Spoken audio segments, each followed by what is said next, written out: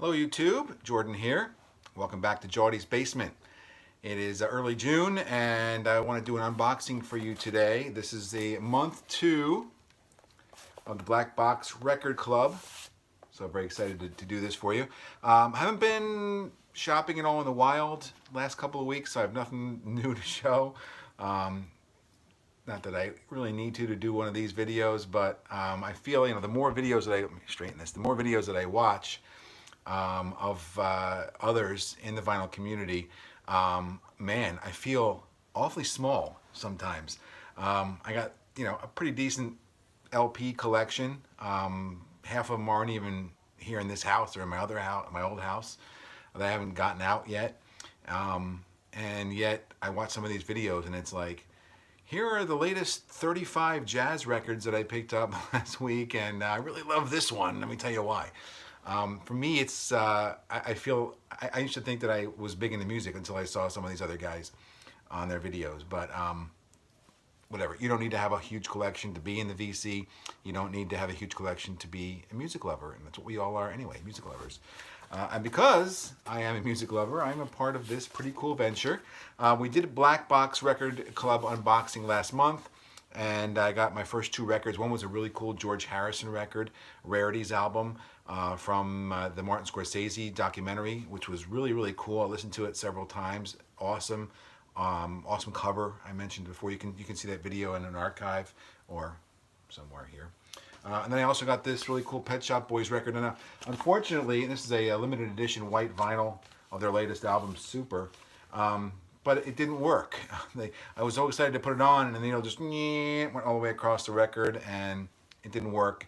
The grooves, you can look if you look at the album, you can't really see it on the camera, but if you look at the album, the grooves are really, they're barely cut. So it's just a really poor pressing, and really cool. I let Kyle know, the owner of the Black Box Record Club, and he told me to hold on to it, not yet to return it. He'd let me know what to do, but he would send me an extra record this month in replacement of that, which is very nice of him. Good customer service. So I'm not sure. Hopefully there's 3 in here. It looks like it's pretty tightly packaged. We'll find out in a moment. So I'm going to take a knife to this. It's actually kind of busted up in the front here. I'm kind of nervous. See that? Hopefully there's no damage. But I know that Kyle was saying on his Instagram that he's trying out some new packaging this month. So not that the old packaging was bad. I thought it worked pretty well. A lot of tape this time. Yes, this is the boring part. Thank you, as I'm opening this, to all you new subscribers. I probably should do a subscriber contest, but there's so many of those going on right now that I almost feel as though they're kind of, I don't know, they're getting kind of, I don't want to be cliche and say, oh, show me 3 of these and 2 of those, and it's not that interesting. But I've been enjoying watching, and I'm trying to think of a contest to do that might be more interesting, but as of now, my mind is empty. All right, so my mind is empty until now. Let's see. I don't want to look at these. There are indeed 3 records in here. So I'm going to go and show you them as they come out one by one. We'll read the card after that. So the first album, oh, yay. That didn't sound too enthusiastic, but it is kind of enthusiastic. This is Black Sabbath, Never Say Die. This was one that was towards the end of the Ozzy era. And I do not own this album. I am a Sabbath fan. I am a huge Dio Sabbath fan. More than I am an Ozzy fan, although I do like Ozzy. This is Never Say Die, you can see. And this is obviously a reissue. The original Black Sabbath lineup includes Never Say Die, A Hard Road, Junior's Eyes. This is not considered to be a great Sabbath record. This is when the band was kind of wacko at the end of the first Ozzy period, but it's important to have if you're a completist like I am. So, and I do not own it. So, 1 for 1. Very excited. Black Sabbath, Never Say Die. Album number 2 this month. Sorry, so much happening off camera. So much activity. Santana, 1968, San Francisco. Look at that. Limited edition blue vinyl. I am a Santana fan. I have several Santana albums buried here, including their first few records, which are fantastic. This is a live recording, Santana, 1968. It's got 5 tracks on it. Soul Sacrifice, which is one of my favorite Santana songs. Medley, Santana Jam, Evil Ways, Rock Me. Very cool liner notes on the back. It's on blue vinyl. What the heck? We're going to pop this thing open and take a look at it.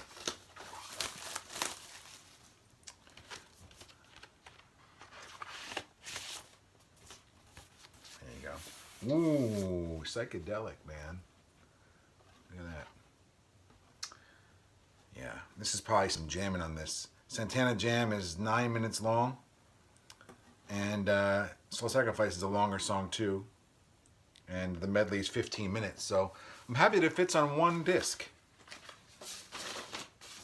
Very cool. And there's a third album, as we said at the top of this video. There's a third one, which Kyle sent me to make up for the miss on the first box. And this is Queensryche. This is Queensryche. Yeah. You're a Geoff Tate fan like I am. This is a famous album cover in the world of Queensryche land.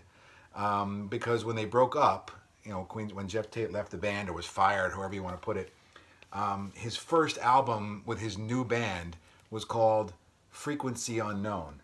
And as you can see on the ring, it's a big to the band. Yeah. And this album was Geoff Tate putting out a quick release, trying to find his way after the band was done, after his band was done, and giving a big FU to the world of Queensryche. 2013. This guy is very prolific. I mean, Tate's pumping out records like one a year at this point, and this is like 4 albums ago already. It's crazy. Of course, his band is now called Operation Mindcrime, and they tour and they're doing the Mindcrime thing. But he still tries to put out original music, so this is a nice addition to the collection. I'm happy I have it. Good stuff. All right, let's see if there's a card in here. Geordie.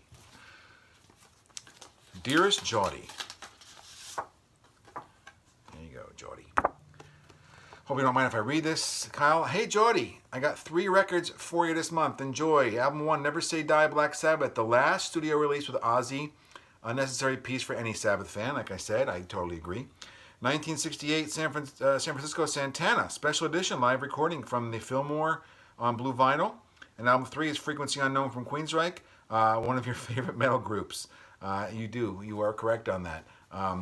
And Queensryche is from the early 80s been one of my favorites. So good stuff all around. Again, Queensryche, Frequency Unknown, Santana. I'm really happy. This might be my favorite one in the box. Actually, it is my favorite one in the box. I'm happy because I know Black Sabbath, Never Say Die, and I know Frequency Unknown. This, although I know the tracks, I'm very, very excited to hear. I've been a lot into this jam band stuff lately, older stuff like Santana, and I'm a big fan. Who was in the band at this time? Was this 68? So this would have been before Neil Show. There's Greg Raleigh. There's Santana. Oh, there you go. The names are there. Greg Raleigh, Carlos Santana, David Brown, Bob Livingstone, and Marcus Malone. So this is even before Neil Schon joined so he was probably about 6 years old when this album came out. So, all right.